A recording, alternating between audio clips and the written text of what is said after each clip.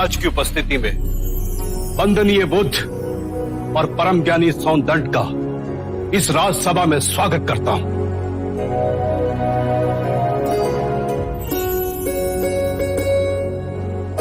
आचार्य सौंदंड की जय! आचार्य सौंदंड की जय! सौंदंड की जय!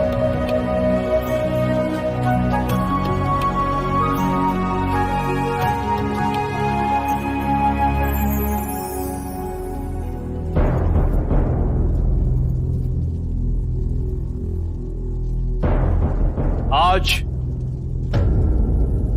ये दोनों मान्यवर महाराज की उपस्थिति में इस राजसभा में अपने अपने विचार व्यक्त करेंगे। ऐसे विचार जिससे आप लोगों के ज्ञान की वृद्धि होगी। अब मैं दोनों मान्यवर से विनती करता हूं कि वो किसी एक विषय पर अपने विचार प्रकट करें।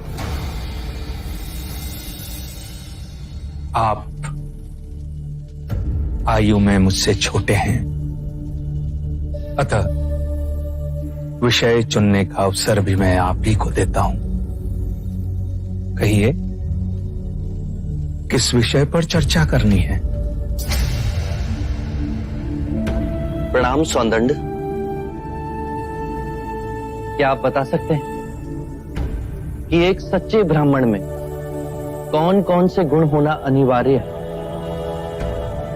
यदि आप चाहें तो वेदों के उदाहरण भी दे सकते हैं।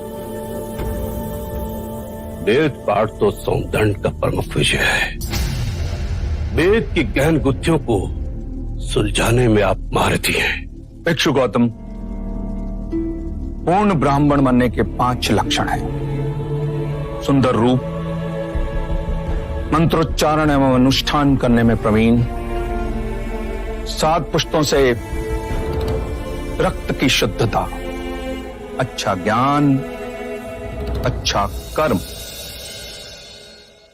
इन 5 गुणों में से भी सर्वाधिक महत्वपूर्ण गुण कौन कौन से होने चाहिए?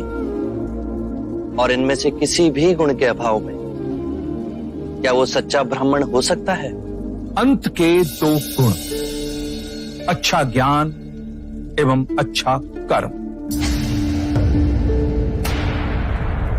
सुंदर रूप, मंत्रोच्चारण एवं अनुष्ठान करने की प्रतिभा, 7 पीढ़ियों से रक्त की शुद्धता आवश्यक नहीं।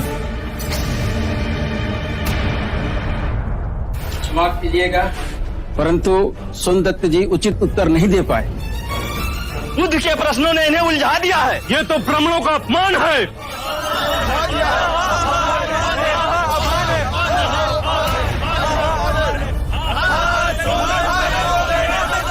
आदरणीय सभागण, यदि आप सौंदर्य में आस्था रखते हैं तो कृपया कर शांत हो जाइए। उन्हें अपनी बात कहने दें। यदि आप उनमें आस्था नहीं रखते तो आप में से जो चाहे इस विषय की चर्चा को आगे बढ़ा सकता है। मैं आप सभी के प्रश्नों के उत्तर दूंगा।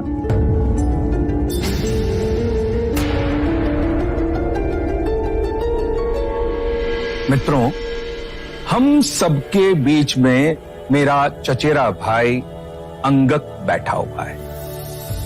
अंगक रूपवान है, उसका आचरण कुलीन और उत्कृष्ट है। उसके बाह्य सौंदर्य की बराबरी केवल भिक्षु गौतम के साथ ही की जा सकती है। 2 परिवारों के रक्त की शुद्धता उसके अंदर बह रही है। वेद पाठ का ज्ञानी है। ये 3 गुण तो उसमें है। पर यदि विचार के रूप में देखें कि अंगक मदिरापान करता है, हत्याएं करता है, बलात्कार करता है, झूठ बोलता है, चोरी भी करता है, तो उसके बाकी के गुणों का कोई मूल्य ही नहीं रह जाएगा। अतः मित्रों, सदकर्म और ज्ञान ही सर्वोपरि है पूर्ण ब्राह्मण बनने के लिए।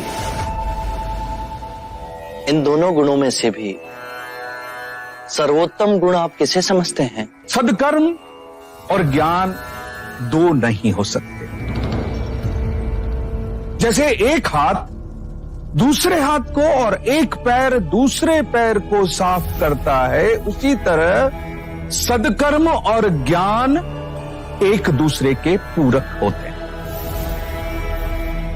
सदकर्म आपके विवेक को प्रकाशमान बनाता है और विवेक से किया कर्म आपको धार्मिक बनाता है, और यही जीवन का गूढ़ मंत्र है। उत्तम, अति उत्तम सोनदन, आप हमारी आशा पे खरे उतरे।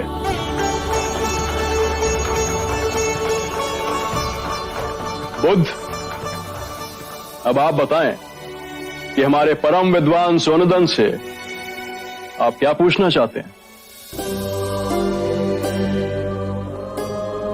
सत्य कहा सोनदंडे आपने। सत्कर्म और ज्ञान जीवन के सबसे मूल्यवान गुण हैं। क्या आप बताएंगे कि सत्कर्म और ज्ञान को उच्चतम कोटि तक कैसे विकसित किया जाए?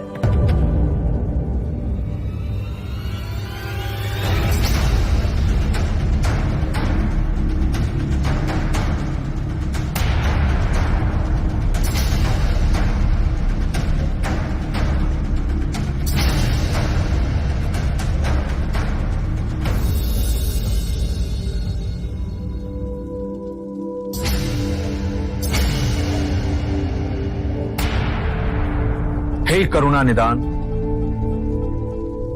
इस विषय में आप ही हमारा मार्ग निर्देश करें।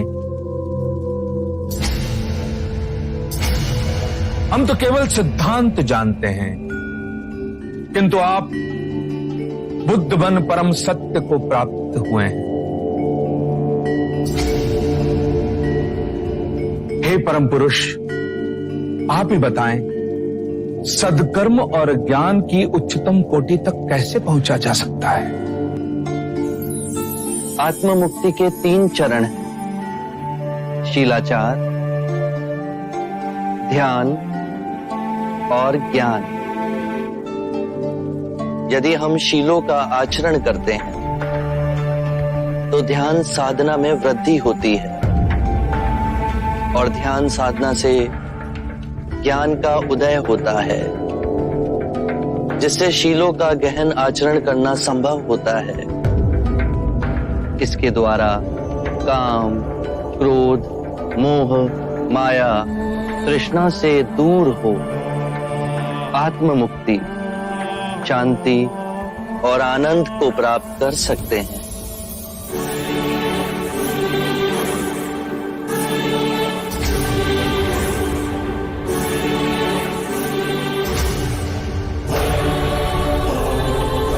हे करुणा निधि, आपने मेरी आंखें खोल दी, मुझे अंधकार से प्रकाश में ले आए। हे परम पुरुष, मुझे आपकी शरण में ले ले।